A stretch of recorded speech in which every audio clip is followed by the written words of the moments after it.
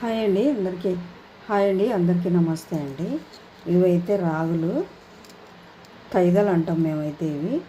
ఇవి ఒక గ్లాస్ తీసుకున్నా నేను.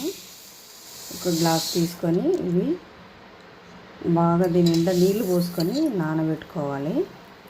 ఇవి పొద్దుగాల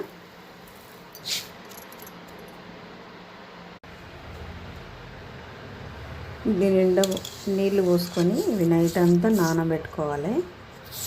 నానబెట్టుకుంటే మంచిగా నానతాయి అవి.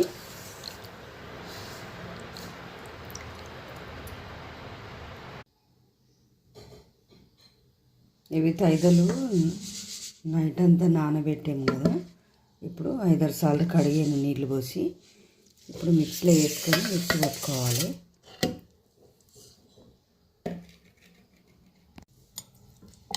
మెత్తగా మిక్సీ పట్టుకోవాలి. ఇట్లా ఇంత మెత్తగా పట్టుకోవాలి. పొయ్యి ముట్టించి నీళ్ళు పెట్టాను. నీళ్ళు బాగా కాగినాయి. ఇప్పుడు ఈ గంటతో 2 గంటలు పిండి వేస్తున్నా. ఎందుకంటే మళ్ళీ చిక్కగా ఉంటే బాగుంటుంది.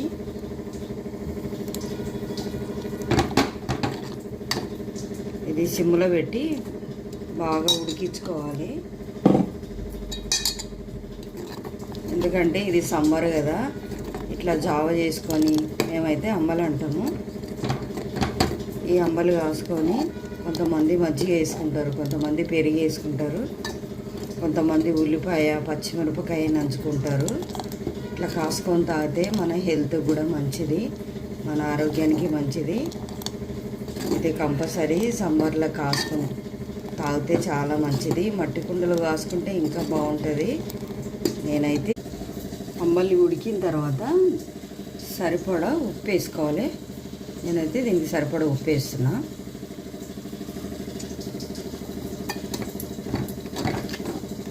చూడండి ఎంత బాగా వచ్చింది అంబలి. ఇట్లా చిక్కగా కాసుకోవాలి.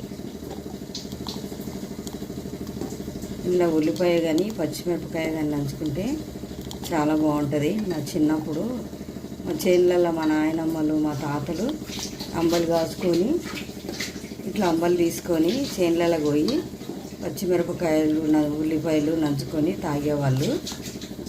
ఇప్పుడైతే మజ్జిగలు పెరుగులు వేసుకొని తాగుతారు. అంబలి అయితే రెడీ అండి. చూడండి, నచ్చితే మరి మీరు కూడా లైక్ చేయండి, షేర్ చేయండి. Thank you.